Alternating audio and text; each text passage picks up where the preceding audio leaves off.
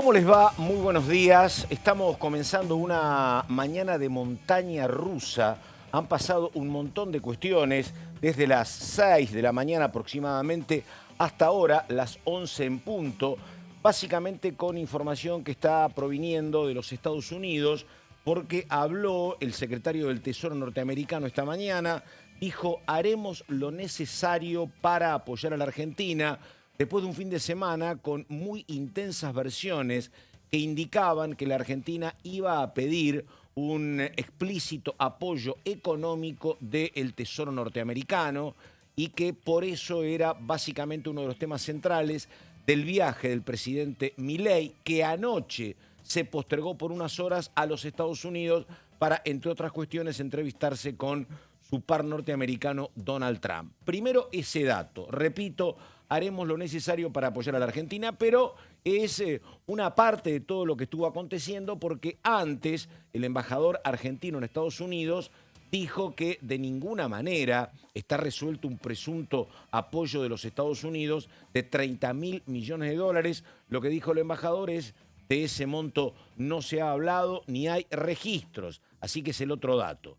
Y la otra cuestión importantísima es lo que se conoció esta mañana en el boletín oficial, donde el gobierno decide eliminar retenciones para productos como el trigo, la soja, el maíz y productos cárnicos hasta el 31 de octubre para permitir que los productores liquiden y eso habilite el ingreso de dólares, el insumo más necesario en una Argentina muy caliente la última semana, con el gobierno vendiendo dólares por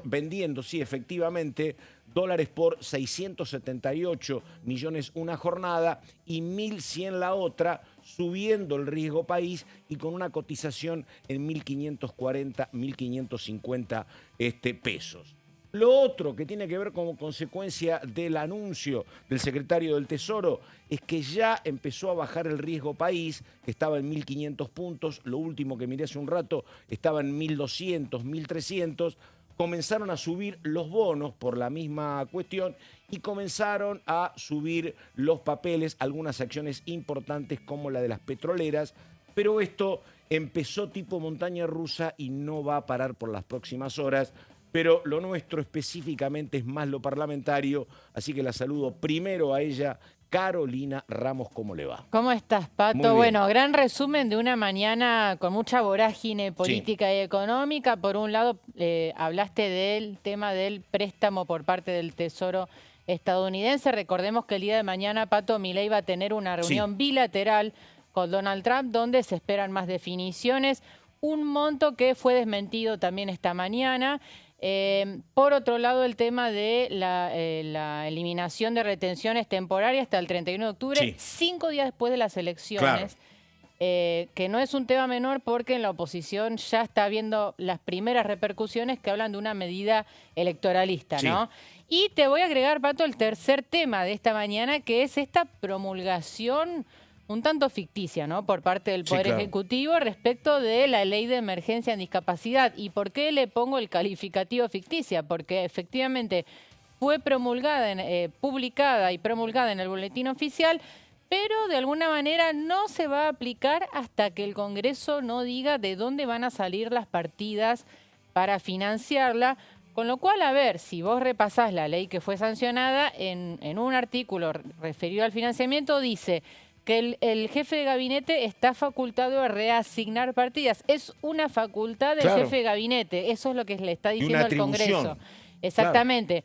Hay constitucionalistas, Pato, que ya están hablando de que este decreto de promulgación es nulo, de nulidad absoluta. Así que hay otra batalla en puerta.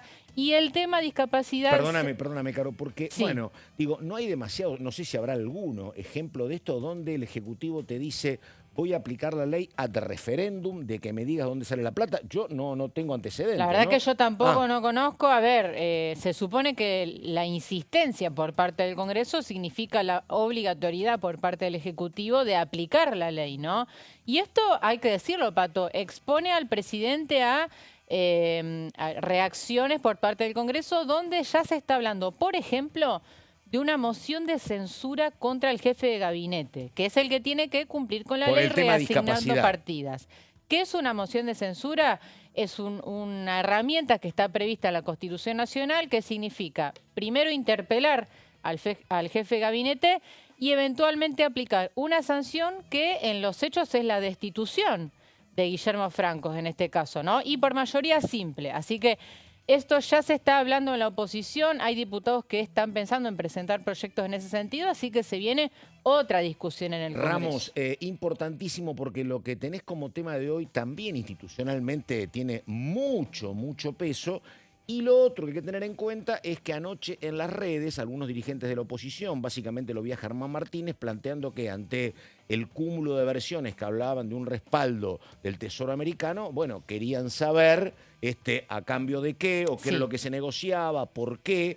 Así que bueno, habrá que ver también lo que sucede con eso, ¿no? ¿Cuáles son las condicionalidades de ese eventual préstamo? Es una de las grandes dudas en la oposición, donde ya están exigiendo que el ministro de Economía venga al Congreso a explicar no solamente eso, sino el presupuesto 2026 que empieza a debatirse este mismo miércoles. Un clima tremendo para la discusión de la ley, ¿no? La verdad que entre el tema del préstamo, el tema retenciones y el tema discapacidad es un combo explosivo de cara a la discusión del miércoles. El miércoles, perfecto. Bueno, Ramos, hay un montón de temas, lo comenzamos a tratar en un ratito. Tenemos una nota para dentro de algunos minutos. Sola Berrieta, ¿cómo le va a títulos? ¿De qué nos ocupamos en un rato? A ver. Pato, ¿cómo te va? Para abrir la semana vamos a hablar de una de las reuniones de comisión de las tantas, ¿no? Que habrá esta semana. El miércoles se va a reunir la Comisión de Deporte, donde habrá 4 dictámenes que buscarán darle un poco la forma a el funcionamiento. Y si hablamos de funcionamiento, hablamos también de financiamiento del ENARD, con algunas modificaciones que se le quieren hacer. Será el tema central de esta comisión y donde posiblemente se saque un dictamen del mismo. Mirá vos, todo tiene que ver con todo, ¿no? Porque justamente el canciller Wertheim, que fue el que dijo hoy a la mañana, che, miren, acá se está hablando de un apoyo, pero no hay ningún registro que hable de los 30.000 millones. Sí. Justamente Wertheim, el mismo, era el titular del Comité Olímpico Internacional cuando se consiguió una financiación interesante para con el deporte amateur, que era con una tasa que pagábamos por la utilización de teléfonos celulares. Bueno. Que después eso quedó de lado. Me parece que en la gestión de Mauricio Macri lo que vos hoy tenés es un problema de respaldo, de apoyo, de sostenimiento de la actividad amateur, que es notorio. Tiene que ver esto con la situación del CENAR. Así que bueno, se verá lo que pasa, pero el protagonista de aquella idea, que era cobrarle, me parece, un 1%, a los utilitarios o los usuarios de telefonía celular, es el actual canciller Wertheim. Así que nada, y es justamente uno de los puntos que busca restablecer en la ley. El hecho de volver a tener ese No lo ese veo porcentaje. este gobierno grabándote con algún impuesto, pero bueno, se verá. Nada, 11 de la mañana con 8 minutos. Esto es Orden del Día. Una mañana particularmente intensa por todo lo que está llegando desde los Estados Unidos, por lo que pasó acá en el boletín oficial, por lo que pasa con lo que es la aplicación de la ley de discapacidad. Así que bueno, ella, en un tono de pelo más soleado, más primaveral. Más primaveral, sí. Carolina Ramos. Diga, bueno, señora. Pato, a ver, ¿cuál es el discurso que estamos escuchando por parte del presidente Javier Milei en los últimos días? Que toda la convulsión económica que estamos viviendo es producto de un Congreso que está torpedeando la gobernabilidad, ¿no? Exactamente. Digo, la palabra torpedeando la escuché mucho, ¿no? Estos últimos días. Y parte de eso tiene que ver con esta iniciativa que vamos a desarrollar. No sé si tenemos... ¿Placas? Ahora las placas, no sé si ibas a eso, perfecto. Respecto de esta reforma de la ley de DNU que cambia radicalmente la manera de gobernar en Argentina. Y que es una iniciativa que es letal para este gobierno y esta gestión que padece, como todos sabemos, de una debilidad parlamentaria muy marcada, ¿no?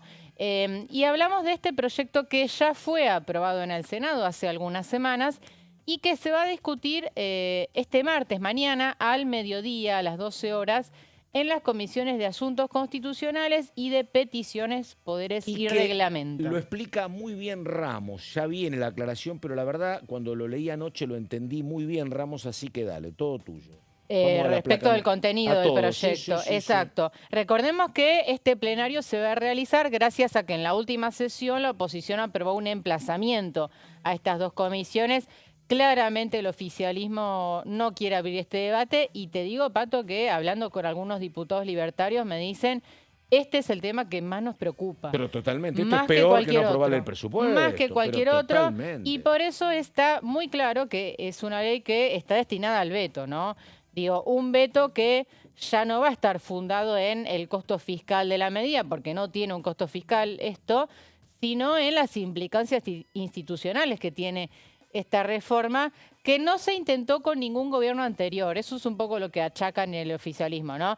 En gestiones anteriores no se modificó la ley, ahora que hay un presidente con minoría parlamentaria, quieren modificar la ley de DNU y esto acota muchísimo el margen de gobernabilidad de Milei. Vamos entonces a desarrollar en qué consiste, lo hemos explicado varias veces, pero está bueno repasarlo, vamos a la próxima placa, las diferencias entre la ley actual, que fue sancionada a instancias de Cristina Kirchner, entonces senadora, y la propuesta que se está por empezar a debatir el día de mañana. Antes abro un paréntesis. Mañana no va a haber dictamen, sino que va a empezar la discusión y está previsto que el dictamen se firme según el emplazamiento el día martes 30, es decir, el próximo martes. No va a ser fácil, Pato, llegar a consensos porque si tenemos en cuenta el antecedente del año pasado, cuando en diputados se trató una ley muy similar, hubo 5 dictámenes diferentes, ¿no? Diferencias respecto de los plazos, respecto de la bicameralidad. Había... Era otro momento de la convivencia de la oposición también. Sí, había una oposición más dialoguista en ese momento. Claro. No estaba... Ahora son más dialoguistas, pero entre los opositores. Exacto, Claro. y además, Pato, en ese momento recuerdo los gobernadores le bajaron el pulgar a esta reforma. Claro. Había sido incluido en varios pedidos de sesión y no tuvieron quórum en ese momento. Entonces, bueno, ahora el contexto obviamente cambió, pero vamos a ver si se ponen de acuerdo en definitiva con lo que viene del Senado. Volvemos a la placa. Dale. Primera diferencia crucial. La ley actual establece la sanción ficta, que es lo que pasa en el 90% o 99% de los casos, diría, que es que si el Congreso no trata un decreto, queda en pie. Sigue en pie. Y es el famoso silencio legislativo, ¿no? Acá lo que viene a hacer la reforma es poner un plazo para que el Congreso la trate, que es un plazo de 90 días, que para el oficialismo, Pato, este plazo es exiguo, ¿no? Totalmente. 90 días nada más, esto te obliga al Congreso a estar permanentemente en actividad, controlando la constitucionalidad de los decretos, ¿no? Un plazo muy acotado. Había proyectos en su momento que hablaban de 120 días, un plazo un poco más largo. Vamos a ver cómo se resuelve este tema del plazo. Y acá viene donde me parece que mejor resumí lo que va a pasar. A ver, sí. La placa número 3. La ley actual establece... Mirá. Vamos a la próxima placa. Perfecto. La ley actual establece que para que un decreto quede firme, con solamente la aprobación de una de las cámaras es suficiente. En cambio, para rechazarlo se necesitan 2. Las 2 cámaras rechazando el DNU. Esto obviamente hace que sea muy difícil rechazar un decreto y en cambio que sea muy fácil dejarlo en pie, ¿no? Este es el esquema, pero la particularidad que tiene esto es que se le exigen menos requisitos a un DNU que a una ley. Claro. Vos para sancionar una ley necesitas la sanción de las 2 cámaras y para rechazarla la de una sola. Bueno, acá es como que al DNU le estás dando más fuerza que una ley. Entonces, ¿qué es lo que propone la medida de sanción del Senado? Justamente a la inversa, que para aprobar el DNU sea necesario el aval de las 2 cámaras y para rechazarlos sea necesario solamente el rechazo de una sola. ¿Y esto qué provoca, Pato? Que una mayoría circunstancial en alguna de las 2 cámaras, por ejemplo, pensemos en el Senado actual, donde la Libertad Avanza tiene solamente 6 senadores, si la oposición circunstancialmente suma una mayoría, puede rechazar muy fácilmente muchos DNU, ¿no? Claro. Sería más fácil para la oposición voltear un DNU que como lo es en la actualidad, ¿no? Esta es como el tronco de la reforma junto con el plazo de 90 días, que es lo que se propone empezar a debatir el día de mañana acá en Diputados. Perdón, Caro, el único que recuerdo hasta ahora, desde que es presidente Javier Milei, que logró el Congreso básicamente echar hacia atrás fue justamente el incremento de la CIDE. Claro, ese fue el primer DNU rechazado en la historia. En la historia, claro. no solamente de Milei. Después en la última placa traje todos los decretos rechazados de esta gestión. Vamos a una diferencia más respecto de la situación actual. Los DNU deberían versar sobre una sola materia. Claro. No puede haber más un DNU 70 como el que hubo en diciembre de 2023 que legislaba desde ley de alquileres, derogaba ley de alquileres, política de cielos abiertos, habilitaba el aumento de prepagas. Bueno, un sinfín de reformas dentro de un mismo DNU, que esto generó muchísima discusión acá adentro porque por ahí había legisladores que estaban de acuerdo con una medida, en contra de otra, pero siendo un mismo DNU te obligaba a pronunciarte por sí o por no, en palabras de Sergio Massa, respecto de una sola medida. Entonces complicaba mucho, no se podía disgregar, no se podía fragmentar el DNU a la hora del análisis. Bueno, acá con esta reforma tiene que ser un DNU sobre una materia específica. Y luego, además, importante aclarar que si un DNU es rechazado, no se podrá dictar uno análogo, o sea, uno en ese año similar en ese mismo año parlamentario, claramente, ¿no? Y vamos a la última placa con cuáles fueron los decretos rechazados por el Congreso durante la gestión de Javier Milei, y arrancamos por el que mencionaba Gonza, ¿no? El aumento de fondos reservados para la Secretaría de Inteligencia fue el primer DNU, insisto, rechazado en la historia, pero también hubo otros decretos delegados, no decretos de necesidad de urgencia, sino decretos que habilitó la delegación de facultades que le dio este Congreso en la famosa ley bases, ¿no? Esto también fue un golpe importante para el gobierno. Se eliminó, por ejemplo, el decreto, se derogó, mejor dicho, el decreto que eliminó la Agencia de Vialidad, las transformaciones en el INTA, el INTI, el Instituto de Vitivinicultura y otros organismos de economía, también fue anulado ese decreto. Perdóname, una cuestión, Caro. Además, esto que estás mostrando muy bien es un termómetro de las complicaciones del gobierno a nivel parlamentario. Durante el año 2024 solo tuviste un rechazo, que son los fondos reservados de la CIDE. Lo otro es una catarata que te llega en los últimos 3 meses, porque vialidad debe ser, estamos en septiembre, vialidad debe ser de julio o de agosto. Sí. Viene todo en cascada en los últimos meses y tiene que ver con las complicaciones, con las peleas con el PRO, con las peleas con los gobernadores, con un montón de vínculos que no están y que aceleran esta etapa. Claro. Pero cuando te veo las fechas, es todo en los últimos 3 o 4 meses de este hecho, año. Pato, el de vialidad fue, si no me equivoco, el último decreto delegado que salió antes de que vencieran las facultades delegadas. O sea, ya estaban por vencerse el periodo de facultad delegada y salió el decreto de vialidad, con un trasfondo político, ¿no? Que en ese momento tuvo que ver con la condena contra Cristina y demás. Pero acá lo que está marcando el gobierno, y el fin de semana hubo un tuit de Sturzenegger vinculado a este tema, diciendo el mismo Congreso que nos dio facultades ahora se arrepiente, ¿no? Eso es un poco el mensaje del gobierno. Y bueno, pero a ver, acá lo que interpreta la oposición es que superaron límites, ¿no? Y además con un trasfondo social de trabajadores de estos institutos que muchos se vieron afectados, ¿no? Con estas medidas. Bueno, hablamos de la transformación del INTA y el INTI. Nos quedaba transformación del Banco de Datos Genéticos, también otro decreto rechazado. Transformación de organismos de la cultura, entre los que estaba, por ejemplo, el Instituto Nacional del Teatro. Y otro que sí fue un DNU, se agrega al de inteligencia, que fue el régimen de Marina Mercante. Era un régimen de excepción para la Marina Mercante, donde además ahí tímidamente se colaba una reforma laboral, limitaba el derecho a huelga, o sea, un DNU también muy importante que fue rechazado por este Congreso. 2 temas. El primero es que está claro que este sistema de DNUs debería haber como 2, ¿no? Uno para gobiernos que tienen una mayoría parlamentaria, como solía acontecer en la República Argentina desde el 83 hasta acá, y otro para gobiernos como el de Javier Milei, que es el primero con estas características, que llega al Ejecutivo con una representación parlamentaria tan exigua, consecuencia de que gane en segunda vuelta. Pero claro... El problema es que no podés cambiar la ley según la coyuntura política, Por supuesto que no, pero para el gobierno impedirle el tema de manejarse con DNUs o complicárselos es un tema dificilísimo. Y lo otro, porque el gobierno se enoja permanentemente con el Congreso, la pregunta es, que es la gran cuestión por debatir, digo, ¿cuánta de responsabilidad hay en la oposición, que se endureció? ¿Cuánto hay por una opción del gobierno, que era no dialogar y confrontar, porque vos habías llegado diciendo, ellos son la casta, yo no soy la casta, no voy a negociar, yo avanzo? Porque me parece a mí que vos te podés enojar con el Congreso. Pero digo, acá no es que te complica el Frente de Izquierda o te complica el kirchnerismo. Acá lo que uno ha visto en los últimos tiempos es que tenés votos en contra de Loredo, votos en contra de María Eugenia Vidal, de los Penato, de Vichy.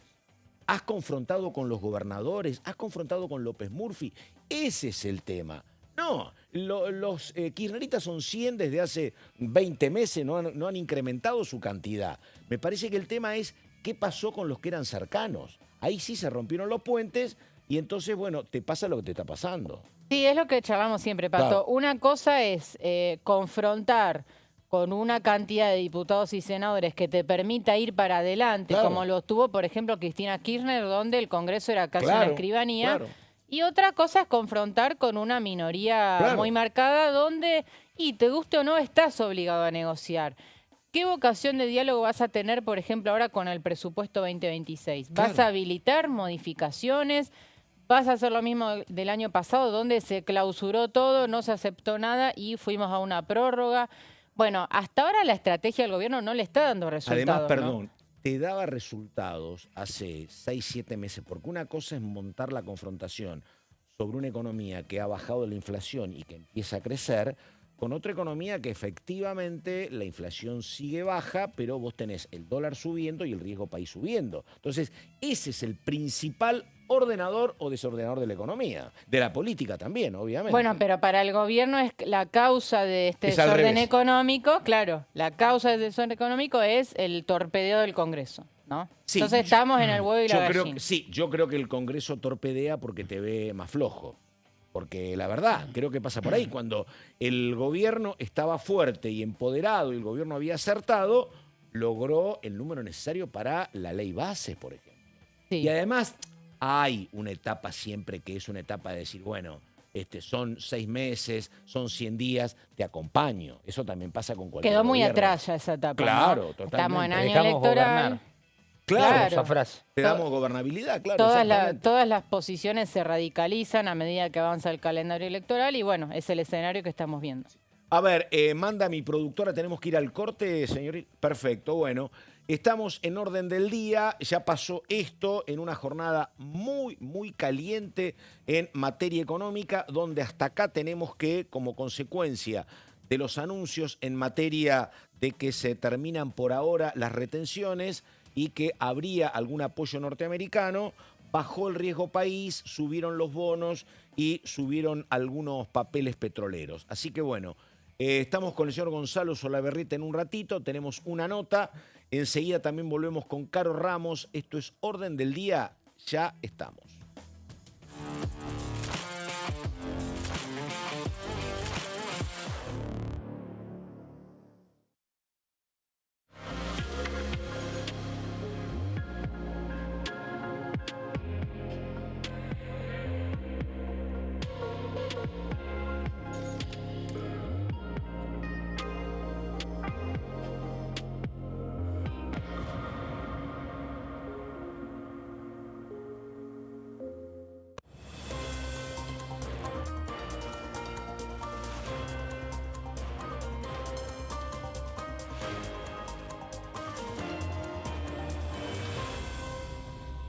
Consenso, de lunes a viernes, 12 horas.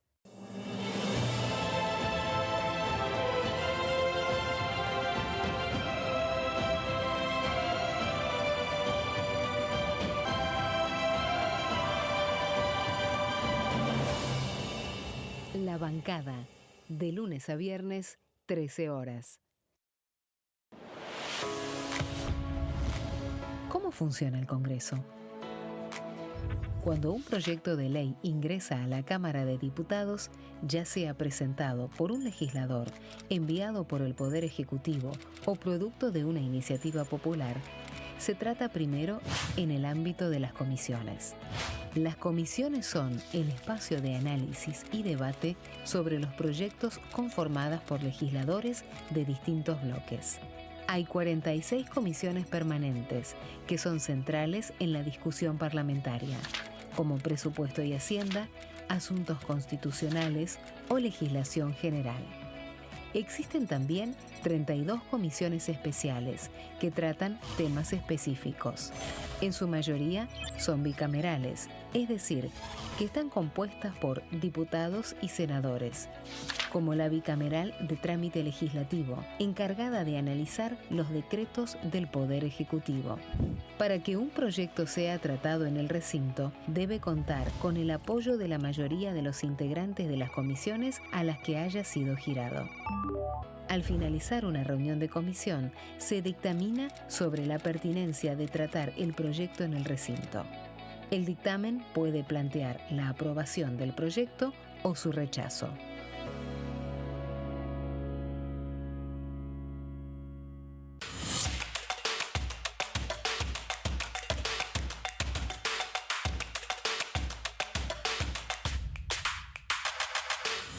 Quórum. De lunes a viernes, 14 horas. El sarampión es una enfermedad viral altamente contagiosa. Que no juegue con tu hijo. Puede poner en riesgo especialmente a menores de 5 años no vacunados. Ante la aparición de fiebre y manchas rojas en la piel, consulta de inmediato con un médico. La vacuna es la única forma de prevenirlo y es parte del calendario nacional de vacunación. Es segura, gratuita y está disponible en vacunatorios, centros de salud y hospitales públicos del país. Vos ya tenés esta vacuna, dásela a tus hijos. Elegí prevenir.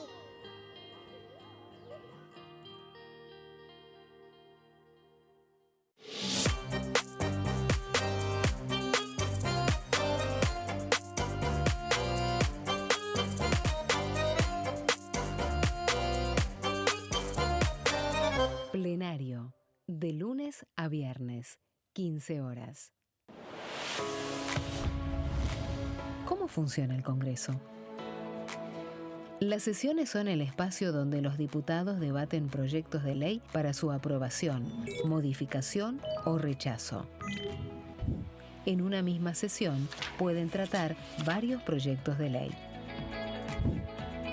Las sesiones ordinarias comienzan el 1 de marzo, cuando el presidente de la Nación inaugura el periodo ante la Asamblea Legislativa y se extiende hasta el 30 de noviembre. El Poder Ejecutivo puede convocar a sesiones extraordinarias o prorrogar las sesiones ordinarias.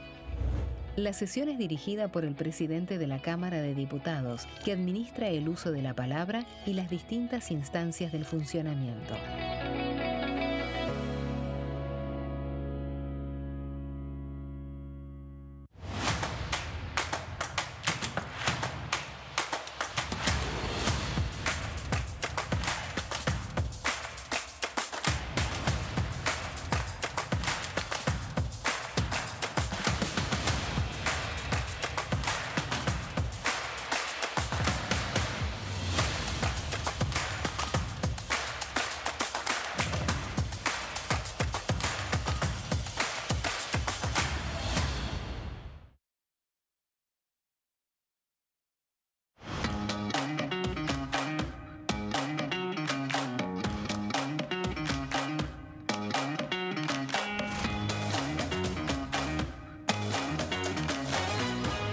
Pasos perdidos. De lunes a viernes, 16:30 horas.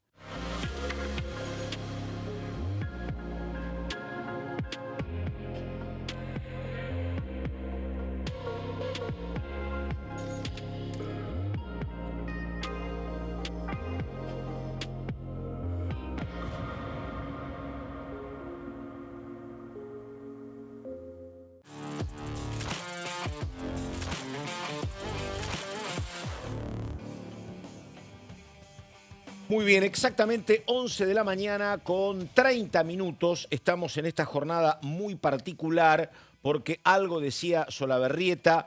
¿Cuándo se reúne la comisión o el proyecto? ¿Cuándo se trata el Comisión de proyecto? Deportes, esto Sí. será el miércoles a las 10 de la mañana. miércoles a las 10. Sí, en la antesala de, bueno, un miércoles que está con el presupuesto. lógicamente, presupuesto como una de las cabeceras. Bueno, pero también hablaba Ramos de un montón de reuniones de comisión. Sí, es una semana agitada en materia de comisiones, además de las que mencionó Gonza. Mañana mismo tenemos 12 horas la de ley de DNU que expuse en el bloque anterior, y a las 14 horas, Pato, un plenario para discutir de asuntos constitucionales y de salud los pedidos de interpelación a funcionarios por el tema de las supuestas coimas en discapacidad. Un frente de tormenta donde el presidente el último viernes en su visita a Córdoba... Eso es Españolo, perdón, ¿no? El caso Españolo, Milei introdujo un elemento nuevo al decir que los audios fueron hechos con inteligencia artificial, Sí. ¿no?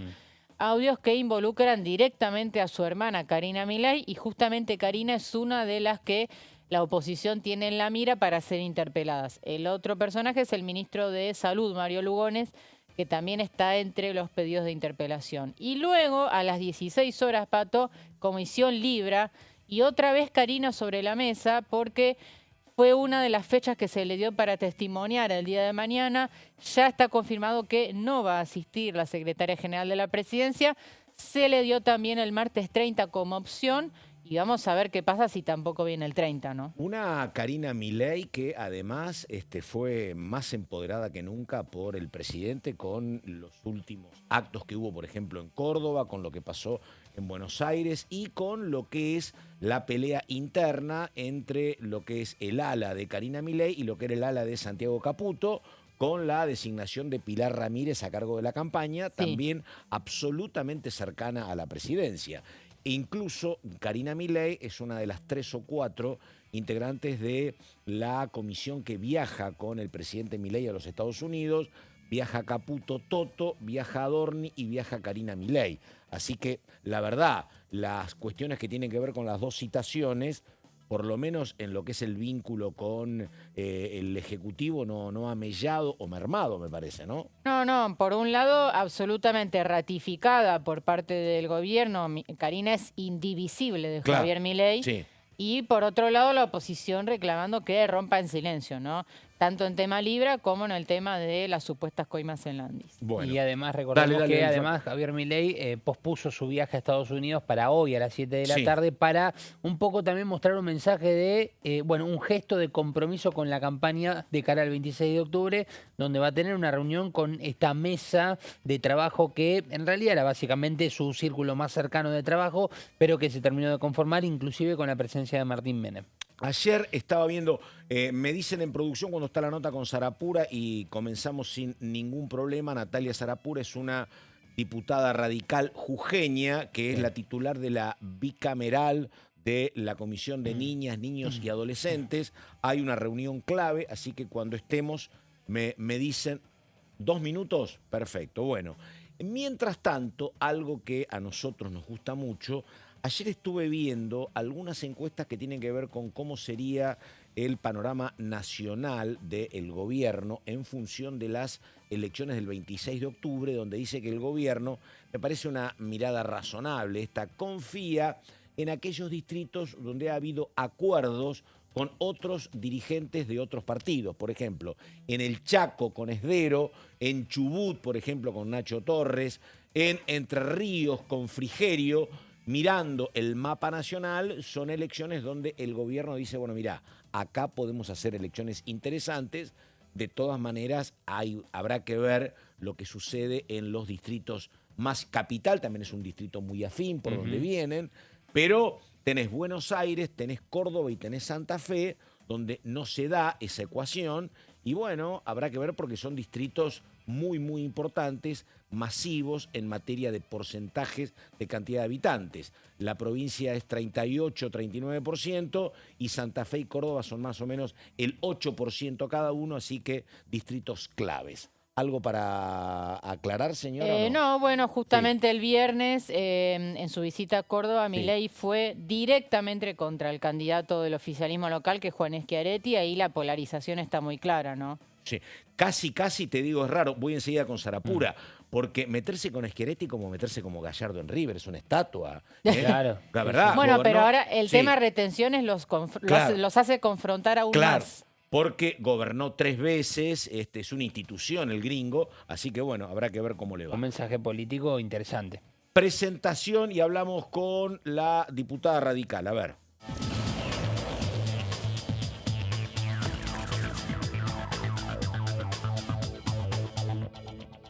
Ahí está la diputada Natalia Sarapura, diputada radical. Diputada Carlos Méndez la saluda. ¿Cómo le va? Muy buenos días. Buenos días, ¿cómo está? Un gusto Bueno, saludarlo. muy bien. Está Feliz acá, diputada, primavera. ¿no? Está en Buenos Aires, ¿no? Estoy acá, sí, estoy en el anexo del Congreso, porque hoy tenemos reunión de la Comisión Bicameral.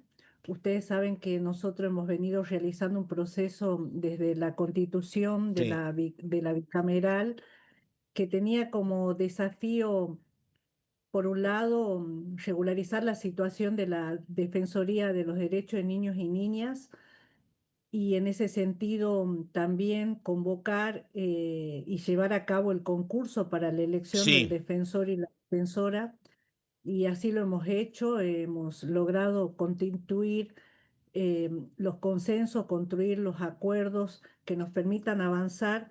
En ese sentido, hemos tenido más de 13 reuniones de la comisión, hemos trabajado en una vocación de la conciencia de la responsabilidad, que es elegir el próximo defensor por los 5 años. Hemos logrado llevar a cabo este proceso del concurso, donde más de 220 argentinos y argentinas se presentaron, se inscribieron para concursar, rindieron el examen escrito y anónimo 147 postulantes, y tuvimos postulantes de más de 19 provincias, de diversas profesiones, y la verdad es que hemos llevado un proceso que tuvo como desafío el federalismo, la sí. comunicación, la transparencia. Hemos tenido 3 audiencias públicas donde hemos escuchado a hemos escuchado a 69 postulantes defender, presentar su plan de vida y darse a conocer a la sociedad, ¿no? Sí, diputada, una sola cuestión. Yo estuve mirando la última reunión, donde además el detalle significativo era que había mucho consenso entre ustedes, incluso mujeres del peronismo, mujeres del PRO. La única voz disidente era en su momento con el diputado santafesino Mayoraz, pero que bueno, son atendibles las posiciones de Mayoraz, pero me llamaba la atención la unidad de criterios y el respeto que había en el resto de los integrantes, repito, pro, radicales, peronistas, por el proceso que estaban llevando a cabo, me parece, ¿no? Sí, la verdad hemos generado un proceso de concurso que ha sido muy valorizado por los postulantes, acompañado por distintas organizaciones. Hemos pretendido siempre superar el debate ideológico, político, partidario. Siempre ha sido para nosotros un desafío generar los consensos que nos permita cumplir nuestro mandato institucional. El mandato de la bicameral es dar seguimiento a la Defensoría, pero también elegir el defensor. Ya este Congreso tiene deudas, porque esta comisión se debería haber constituido antes y el concurso se debería haber realizado 180 días del vencimiento del mandato.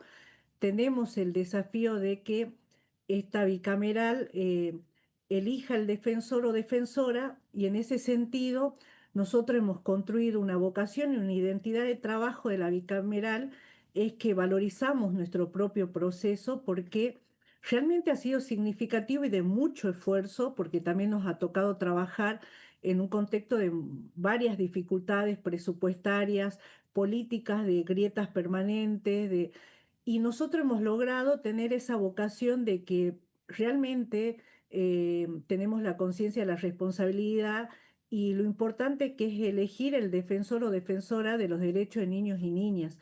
Entonces hemos trabajado en un ámbito de mucho respeto, siempre pretendemos que se haga así. Hay comisiones que a veces tienen una dinámica distinta. Yo siempre como presidenta he tenido la vocación de llamar a la cordura.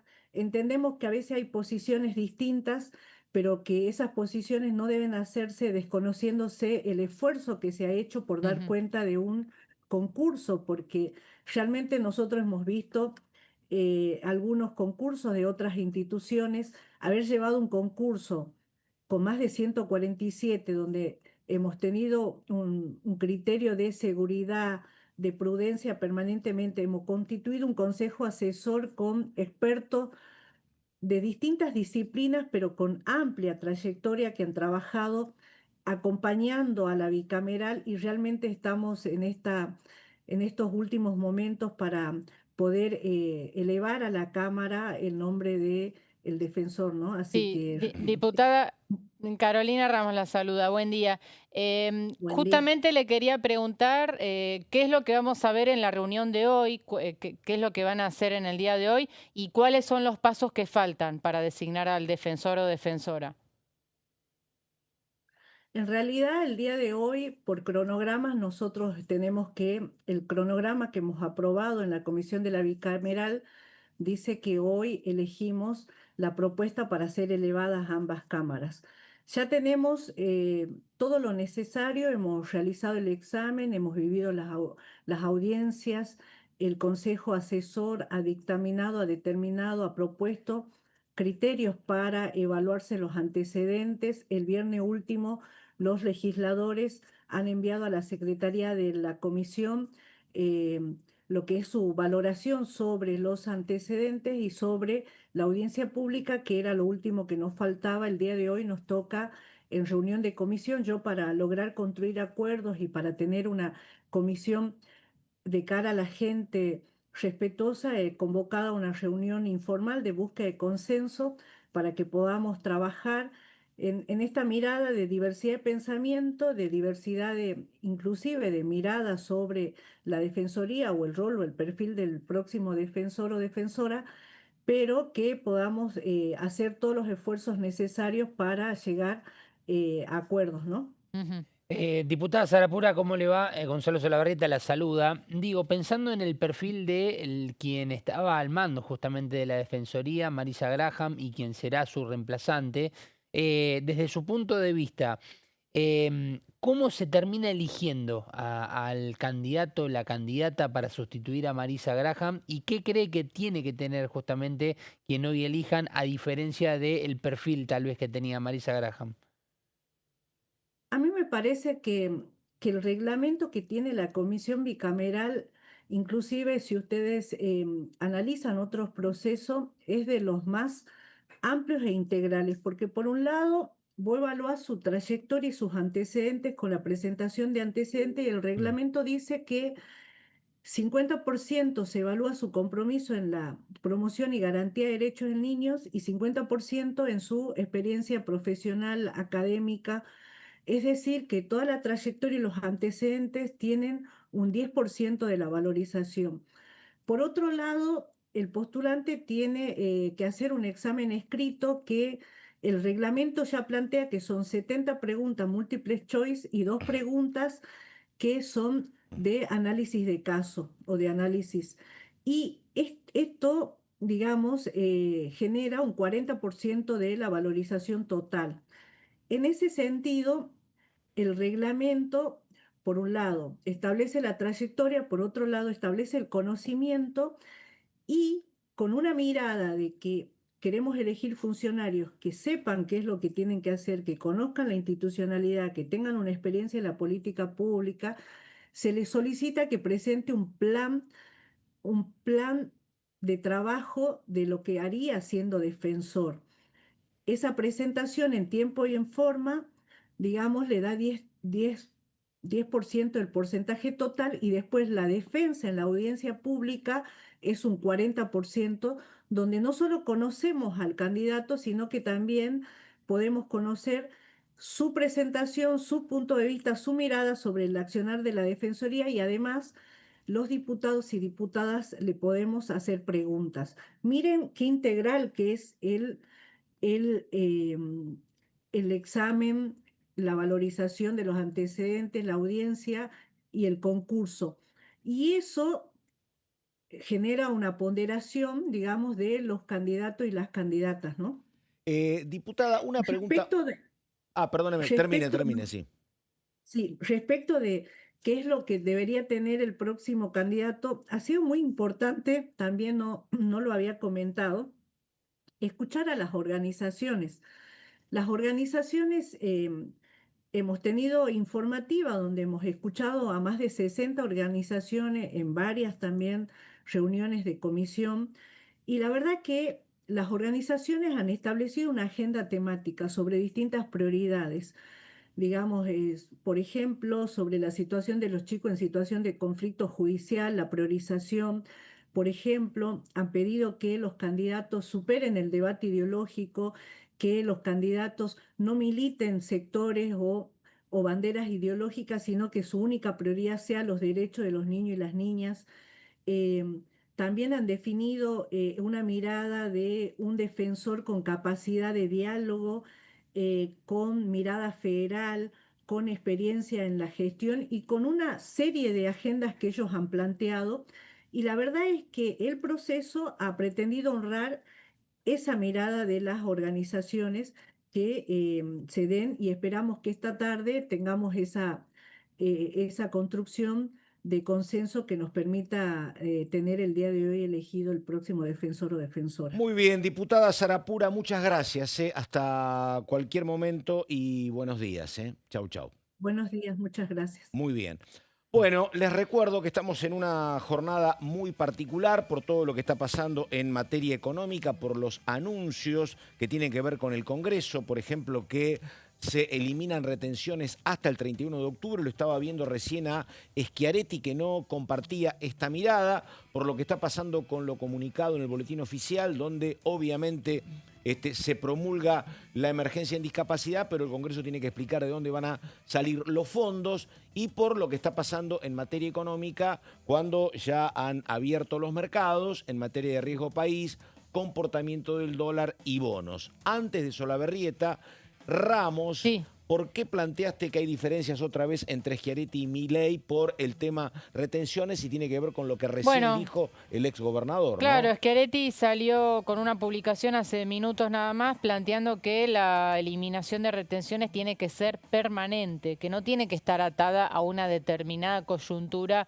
político-electoral, sino que él sostiene que es posible sostener la eliminación total de las retenciones para darle previsibilidad al sector, porque este es un gobierno que cambió. Va y ¿Te viene, acordás que por supuesto. modificó, recortó, fue baja temporal, después la extendió? Fueron muchos vaivenes, ¿no?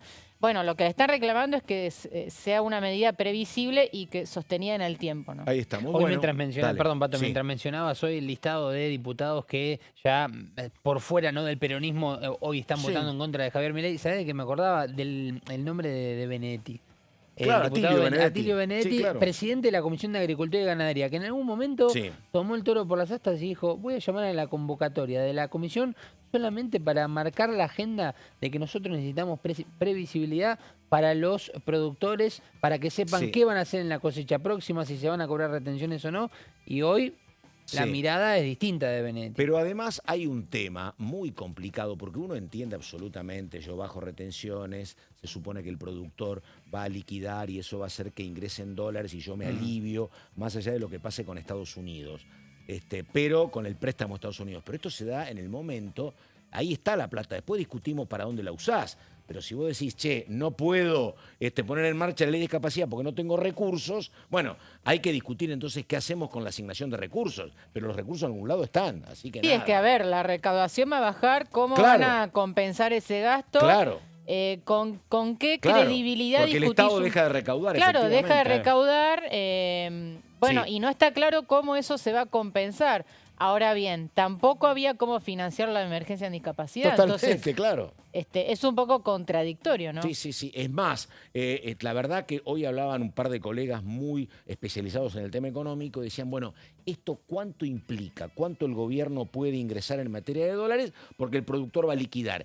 Y tampoco está tan claro, porque puede ser que hay muchos que liquiden porque obviamente no les van a cobrar retenciones, pero hay algunos que también te dicen, mirá, Yo soy cauto y en todo caso, como yo supongo que después de octubre el dólar va a aumentar, prefiero vender después del 31 de octubre. Así que es difícil calcular cuánto te ingresa. ¿Cuál es el monto previsto en el gobierno? Está establecido 7.000 millones que tiene que alcanzarse. Si se alcanza esa cifra antes del 31 de octubre, vuelven las retenciones. Claro. Es así, lo que ocurra primero, ¿no? Si se llega a los 7.000 millones, listo. Claro. Si no, esperamos al 31 de octubre.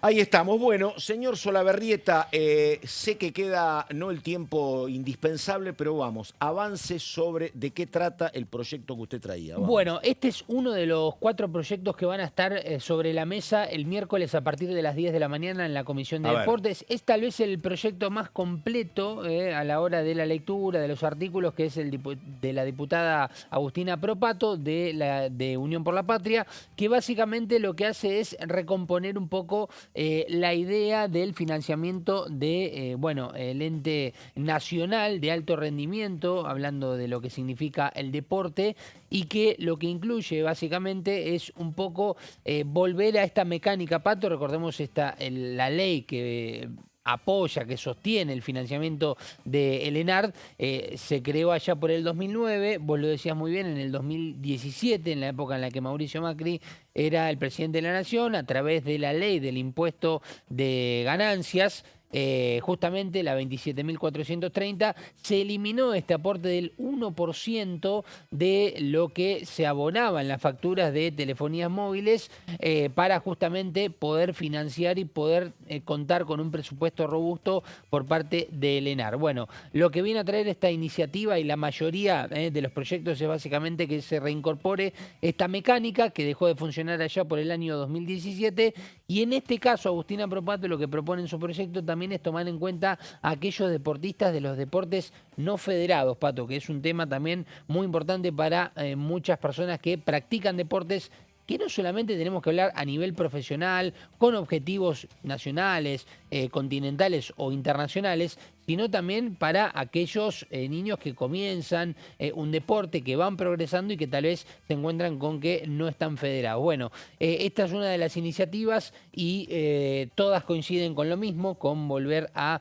lo que implicaba en aquel entonces este famoso artículo 39, que recordemos en el 2017 habían sacado justamente con la ley del impuesto a las ganancias. Bueno, interesantísimo el tema, porque la verdad nunca hay un debate demasiado serio, obviamente, si estamos juntando plata de cualquier lado para pagarle los vencimientos y para que el dólar no suba, no es el momento.